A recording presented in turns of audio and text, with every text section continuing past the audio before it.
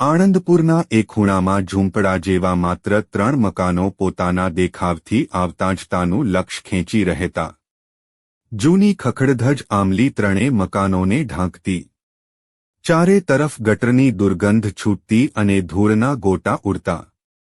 પતરાના, પાટિયાના અને ગુણિયાના એમ અનેકરંગી થીગડા મારેલી ખડકી ખુલ્લી રહેતી.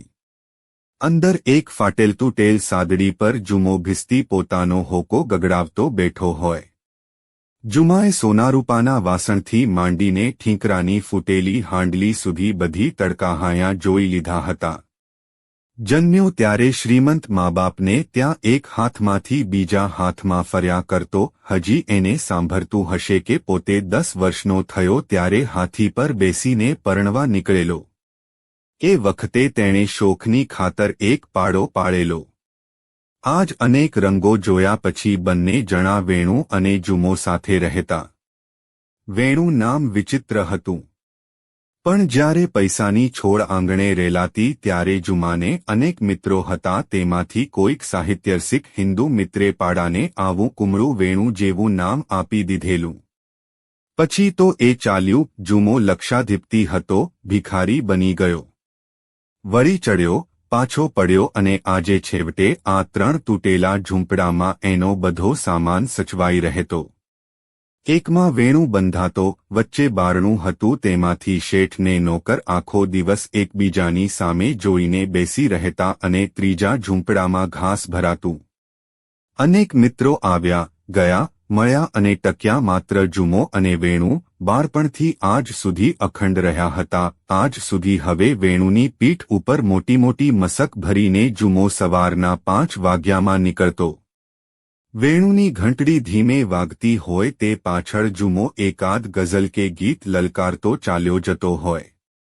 બારણે બારણે પાણી ભરી દીધા પછી શેઠ ને નોકર બંને પાછા વળતા. જુમાએ એક પૈસાના ગાજર કે બહુ તો ટમેટા કે ભાજી પોતાના શાક માટે અને બત ભરીને ગદબ જેને વેણુ પાછળથી ખાતો આવતો હોય પાડા માટે લીધા હોય. બસ આ હંમેશની ખરીદી. આ જીવનને આટલું કામ એથી વધુ ક્યારે કરવું નહીં. કોઈ વધુ કામ આપે તો લેવું નહીં ને ઘરાક હોય તેમાંથી ઘટે તો બીજાને ઘરાક થવા કહેવું નહીં. બપોરથી માંડીને છેક સાંજ સુધી જુમો હોકો ગગડાવ્યા કરતો અને તેના સંગીતમાં લીન થતો હોય તેમ પેલો પાડો પણ માખીને ઉડાડવા કાન ફફડાવતો આંખ મીંચીને ઊભો હોય કે જાગતો સૂતો હોય. શેઠને નોકર બપોરથી સાંજ સુધી સામસામે એકબીજાને નિહાળ્યા કરતા છેક સાંજે બંને મિત્રો ફરવા નીકળતા અને નદીના કાંઠા સુધી જઈ પાછા વળતા. વખતે સવારે કામ થોડું હોય તો સવારે પણ નીકળી પડતા. એક દિવસ સવારે 5 વાગ્યે આ પ્રમાણે બંને ફરવા નીકળ્યા. જુમાને વિચાર હતો કે પાડો થોડું ઘણું ચરે તો સારું, પણ વેણુને એમ લાગ્યું કે એમ બહાર ખાતા ફરવું એ ગૃહસ્થાઈના લક્ષણ નહીં. એટલે જુમો ખવડાવવાનું કરે તો પણ પાડો રણકીને સામે ઊભો રહે અને ના નહીં ખાવ એમ સ્પષ્ટ સંભળાવી અને જુમો થાક્યો, ચાલ ત્યારે ઘેર જઈને ખાજે. તને પણ લાડ કરવાની ટેવ પડી છે. વિજય થયો હોય તેમ પાડો આનંદમાં રણક્યો. પોતાના પૂંહડાને બરડા પર પહાડ્યું ને જુમાની સામે જોઈ કાન ફફડાવીને રણક કરતો તે ચાલ્યો. જીતના આનંદમાં પહેલા તો એ થોડુંક દોડ્યો. જો હવે પાછો વાળું કે દોડવાનું છે. જુમાએ મોટેથી ઠપકાની બૂમ પાડી, પણ તે પહેલા વેણુ તોય રસ્તે ચડી ગયો હતો. રસ્તામાં આડે રેલવેની સડક હતી. જરાક ઉતાવળે ચાલતા પાડાનો પગ રેલના 2 પાટાની વચ્ચે આવી ગયો.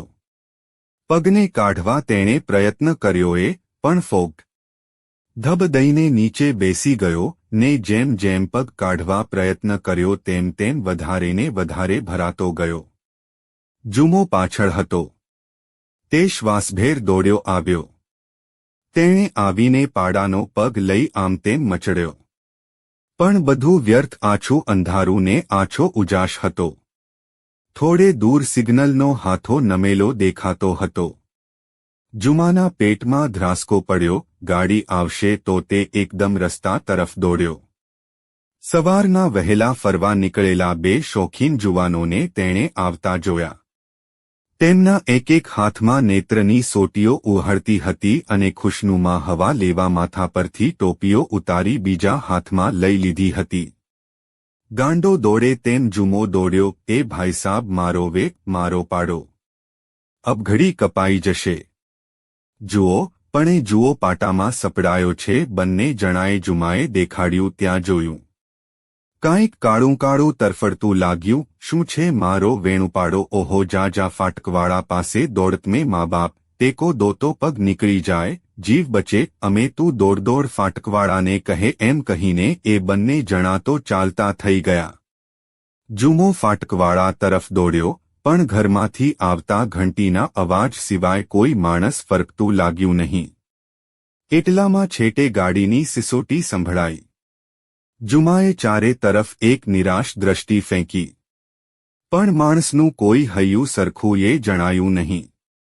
ઝપાટાબંધ સિગ્નલના થાંભલા તરફ દોડ્યો. સાંકળ ખેંચી.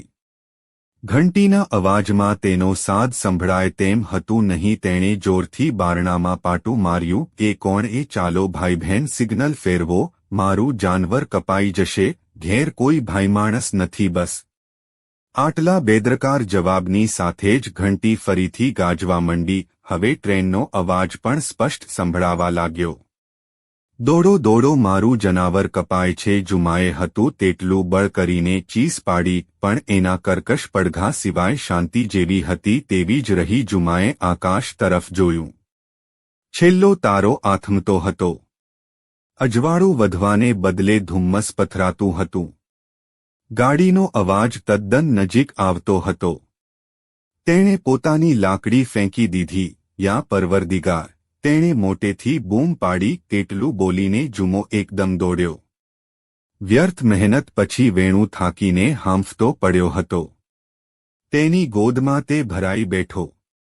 વેણુએ તેને શાંત રીતે ખંજવાળ્યા કર્યું. દોસ્ત ભાઈ વેણુ, આપણે બંને સાથે છીએ હો. અને એમ કહીને જુમો છેક તેના પગ પાસે પડ્યો. દર પળે ટ્રેનના ધબકારા વધ્યા. સિસોટી પર સિસોટી થઈ. જોશબંધ ફરતા પૈડા સંભળાયા. જુમો વેણુને ભેટી પડ્યો. પણ જેવી ગાડી છેક નજીક આવી કે તરત જ પોતે બેભાન થાય તે પહેલા વેણુએ માથું ઉચક્યું અને પોતાના શેઠને બચાવવા એક ઝપાટે માથું મારીને તેને પાટાથી દૂર ફેંકી દીધો. વેણુ પર થઈને આખી ટ્રેન ચાલી ગઈ. તેના ધગધગતા લોહીના પ્રવાહથી જુમાનું કેડિયું ભીંજાઈ ગયું. તેને કળ વળીને બેઠો થયો ત્યારે લોહીના ખાબોચિયામાં ઢંકાયેલા થોડા છૂટાછવાયા ભાગ સિવાય તેના પ્યારા મિત્ર વેણુનું કાંઈ પણ નામનિશાન રહ્યું ન હતું. હજી પણ હંમેશા જુમો સવારમાં જ એકલો, અશાંત એ રસ્તે ફૂલ લઈને આવતો દેખાય છે અને એક માનીતા પથ્થર પર ફૂલ મૂકીને વેણુ વેણુ વેણુ એમ 3 બૂમ પાડીને ચાલ્યો જાય છે.